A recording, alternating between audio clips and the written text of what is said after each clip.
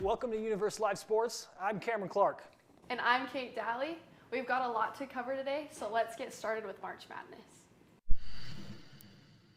BYU is going to have a tough road playing in the West region in this year's March Madness tournament. Several familiar foes await the Cougs in what's being considered the most difficult region in this year's tournament. Leading off the region is conference rival and the regional 1 seed, Arizona, who takes on 16 seed Long Island. Arizona is led by Big 12 Player of the Year Jaden Bradley and should be considered one of the favorites to win the national title. Long Island University is the champion of the Northeastern League, but look for a big win against them. In the 8-9 matchup, we have 8 seed Villanova, whom BYU beat in the first game of the season, taking on 9 seed and Mountain West champion Utah State, whom BYU shares a long history with. Look for Utah State to upset in this matchup. Another familiar BYU foe plays in the 5-12 matchup where 5 seed Wisconsin takes on 12 seed High Point. High Point, with their powerful offense, is a popular upset pick this year, but give me Wisconsin in what should be a shootout between both teams. SEC champion Arkansas takes on Big West champion Hawaii in the 4-13 matchup. Arkansas is led by arguably the best point guard in the country, Darius Acuff Jr., and should comfortably win over the Rainbow Warriors. Now to dive deeper into our next matchup, we take it to Kennedy Walker.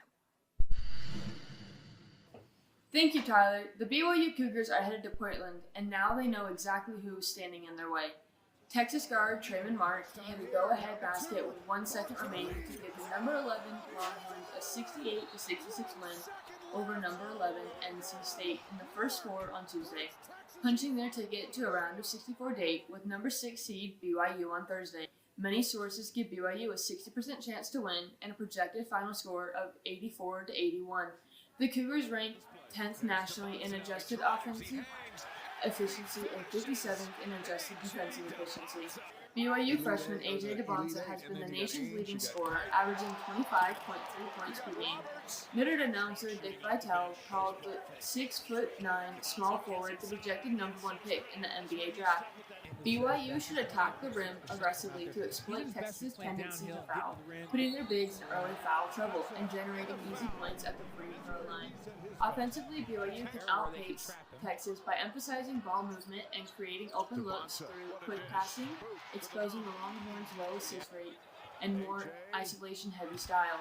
Finally, if BYU leans into efficient three-point shooting, they can stretch Texas' defense and capitalize on a key area where the Longhorns struggle, especially if the game turns into a comeback or momentum battle. BYU tips off tonight, March 19th at 5:25 Mountain Time on TBS. Cougar Nation is making the trip to Portland, and with AJ DeBonza on the floor, they've got every reason to believe this run is just getting started. Should BYU advance, they would take on the winner of the 3 seed and former conference foe Gonzaga against 14 seed and Conference USA champion Kennesaw State. Gonzaga rolled to a West Coast Conference championship in their final season before moving to the Pac-12, and they should take an easy win over the Owls. Moving on, we have another familiar foe in 7 seed Miami, Florida, taking on 10 seed Missouri. BYU beat Miami in a non-conference tournament in November, but give me Missouri in what should be a tight matchup. For our final matchup of the West region, we have 2 seed and Big Ten champion Purdue taking on 15 seed and Atlantic Sun Conference champions Queens. Queens is playing in their first and last March Madness tournament as they are merging with nearby Elon University after their season is done. After a shaky end to the regular season, Purdue went on a roll in the Big Ten Conference tourney and walked away with a strong win over the consensus number 2 team in the country, Michigan, for the Big Ten title.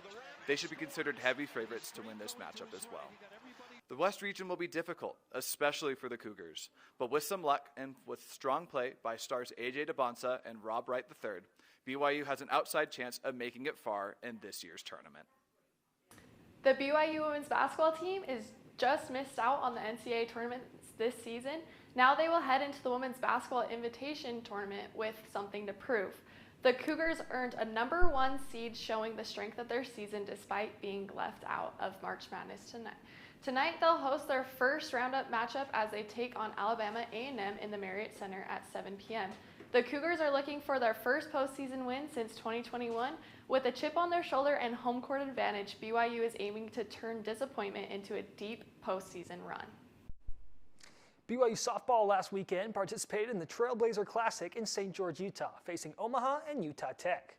They had a rocky start with a loss against Omaha, but kept battling. In Game 2, BYU dominated Utah Tech. After scoring 5 runs in the top of the first, the Cougars didn't look back and run-ruled the Trailblazers 10-1 in 5 innings. They ended the Classic with a redemption win against Omaha thanks to Haley Morrow and Bree Townsend, who tallied 2 home runs each. Kaya Fabela added a homer of her own as BYU won 9-8. Today, they've resumed Big 12 play as they begin a 3-game series against Oklahoma State in Stillwater. Last week, the BYU baseball team hosted its first Big 12 series of the season with the Cincinnati Bearcats. The Cougars opened the series with a convincing 5-2 win. In the second game, the Bearcats came alive in the 8th inning, scoring 3 runs. Game 3 of the series was an impressive comeback as BYU was able to overcome an early 5-run deficit to win the game and the series. BYU starts its next Big 12 series against West Virginia today in Morgantown. Last weekend, BYU freshman Jane Hedengren made BYU and NCAA history. Competing on the national stage, she made a statement not only once, but twice, coming home with 2 national titles in both the 3,000-meter and the 5,000-meter races at the Indoor Track and Field Championships. Hedengren also etched her name in the history books as the first freshman to win both races, and did so with a record-breaking 3,000-meter time. She became the first BYU woman to win 2 individual events at the same championship. Congratulations to Jane and the rest of the BYU track and field team. BYU football's Pro Day is upon us, and Jake Robertson is at the Student Athlete Building to tell you what to expect. Jake? Thanks, guys. With the announcement that the Big 12 will not be holding a Pro Day this year for the athletes, BYU Athletics wanted to make sure that our players here at this school feel special, welcome, and excited for their futures in sports. BYU is excited to announce this year their very own Pro Day, happening Friday, March 20th at 12 p.m. Eastern Time and premiering on BYU TV during BYU Sports Nation. It will highlight many former players that graduated from the university last year, including cornerback Maury Bamba, kicker Will Farron, offensive lineman Waylon Lapuaho, offensive lineman Austin Leusa, defensive lineman Logan Latui, tight end Carson Ryan, defensive lineman John Taumopeo, and safety Tanner Wall. Former BYU quarterback Jake Retzlaff will also be in attendance at the event, ready to support his former team and rep the Y once more. Wide receiver Chase Roberts and linebacker Jack Kelly come to Pro Day, fresh off an appearance performing at the NFL Combine, where Kelly received a grade of 3rd in athleticism among linebackers. Roberts received a grade of 17th in production score among the other wide receivers, showing how versatile he is and them both proving that they can fit onto an NFL roster well. This Pro Day is something very special for this BYU team, as they come into this event with an emphasis on their backs to prove to the world how special this school is and how it trains the athletes for a better pro career.